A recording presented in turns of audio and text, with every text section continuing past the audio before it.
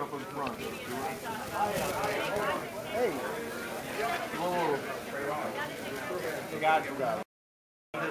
This fight's, God willing, everybody stay healthy, is going to happen. At the end of the day, why not continue to do what you do?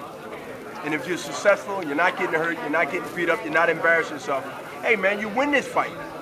You know what kind of story this will be at the ending? If my movie ever get done and have an ending to it? Because see, it's not an ending for me as of today. And so I'm just adding on pages to that book that soon will be written, like this one. And it won't be a lot of cutouts because there'll be so many great things to write the book about. What do you leave out? What the hell do you leave out of Bernard Hopkins' life? My life personally is a story, and then you add on my boxing life to the story, you got a encyclopedia. Bernard, he didn't get what he wanted. He fought till he was 50, but he didn't get what he wanted, which was a heavyweight championship. In terms of what you've accomplished, being the oldest fighter to win a championship, how does that rate with the other accomplishments? That's in the book of historic books, pages that I already have with other things that I've done. The first middleweight to win a light heavyweight championship, Ray Robinson fell 1 round from doing that.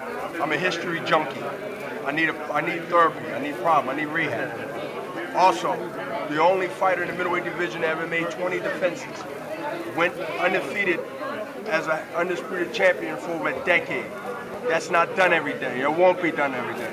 We're living in different times now with athletes. They don't stay in one weight class. Steve Farley can tell you.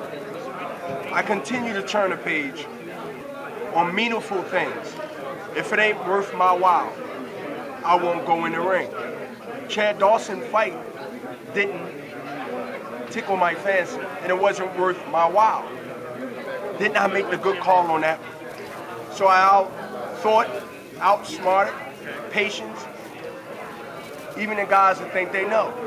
And so now I get the guy that is the guy to beat in the light heavyweight division, and that just happened to be Pascal. And you know what? He took care of Chad Dawson's problems. He took care of what they thought may be or what is, but they were smart enough not to pay for it. They were smart enough not to put the money that they should have put up to have this fight. But guess who gains out of this? Who's on their tail very, very fast, and that's Showtime. With the Super 6, and then soon come the Cruiserweight tournament of year 2011 or 12. And then you have this major fight that's going to end at the end of the year on people's mind going into the 2011. See, they say that some fighters should retire because they don't have it no more. Well, what about some so-called businessmen that should retire because they're not pulling the trigger like they used to? So if I'm old and I'm slipping, then you got to look at others who wear suits or who don't wear suits that you're slipping because your judgment is off. Like who? Your timing is off, none of your business. Your timing is off, use your imagination. At the end of the day, like you always do. At the end of the day, they blew another one. They blew history. And when you blow history, you can never get that back. That is never altered, you can never repeat it. Once it's gone, that's why it's history. Look at the definition. If I got a dictionary, that's why it's history. It's all capital letters, I think, who he's talking about. No. 3 letters. Well, you can spell it cat. Hopkins, you think this will be a long distance fight, or is it going to be real short? I think it's going to be whatever it's going to be, I'm going to win. I'm going to win. And let me tell you something, he better have a lot of gas in that tank. Okay, you can't come with a half a tank like he did with Chad Dawson. You said it would be knockout. You said it would be knockout to him. And it'll be I'm in Canada.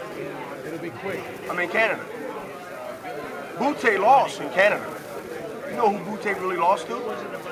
You know he lost to? Who? Huh? Andrade. Did you see Andrade and Butte fight? Don't Butte live in Canada? What kind of count was that? But listen, I don't fight for the judges, I don't fight for the referee. I got a powerful and I got a respected promotional big brother behind me. At the end of the day, it's their job to worry about that stuff. But I know I'm at my best, like I was in Ecuador when I fought Segundo Mercado. When I go up against the odds of not having the luxury of having to be the favorite. I don't want to be the favorite. And I don't know what the lines are now, and I know it's individual thoughts and lines, but I don't know what the major bookie lines is. I'll be really upset. It won't change my performance where I think. I'll just reverse it in my head. That's how I'm skilled to do that. I'm hoping I'm 4-1. I'm hoping I'm 2-1. I'm hoping I'm 3-1. I don't want to be the up. I want to be the guy that you got to put $100 down and win $2. I won't be that underdog because I function better. I function better. Being in somebody else's house, knowing that I have to be perfect that night. See, there's no stone need to be unturned. There's no, well, I'm home, I got to do this. I don't think like that anyway, let alone in somebody else's place. But I respect Canada's judges. I respect the commission there. I respect all that because at the end of the day, people are going to witness something that no matter what happens, they're going to witness something and say, you know what? B-Hop is the man with the W behind it. It makes it easier if you put him to sleep. It makes it easier if you bust him up, cut him up, the referee stops him. It makes it easy. I don't need a draw in this fight. I don't need a disqualification in this fight. I need a W. W makes it a history. Anything else, I don't fulfill my goal. Bernard, you know, we've talked about this many times. The fight doesn't start at the opening bell. The fight starts mentally way before that. In terms of the attitude you're taking in the ring, how important do you feel it is to let him know that he's fighting not just Bernard Hopkins, but a legend? Is that a big advantage? Yes, it's a big advantage because intimidation comes in many, many ways.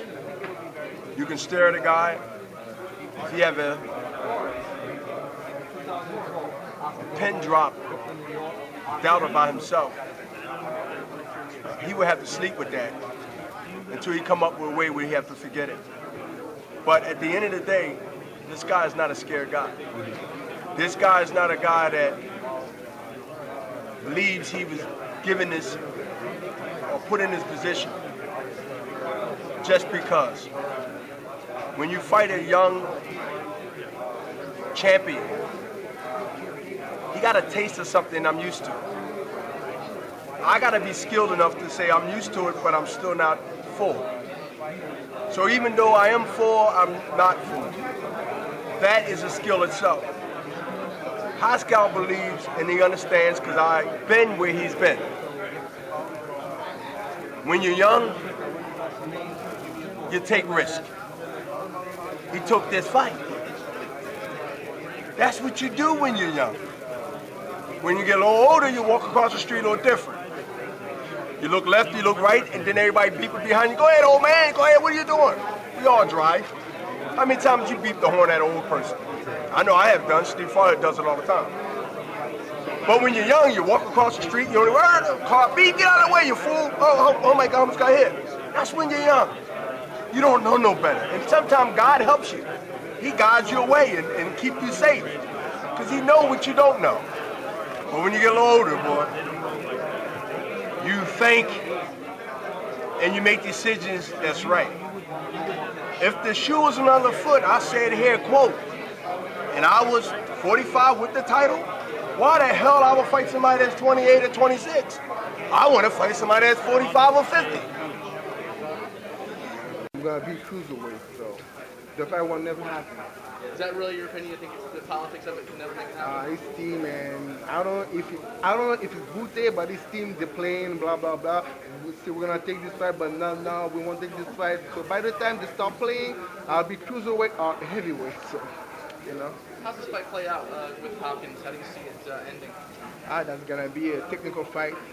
I know that Hopkins is a sneaky fighter, but, you know, Hopkins, play fair. Don't be dirty. Fight like a true champion. Fight like a man with a fist. Him, not because he was up, because of me. So Bernard, bring the best of you to celebrate it, and don't get any excuses like shut down. So we can ask you. There you go. Right here, please. Down the center. Come a little closer.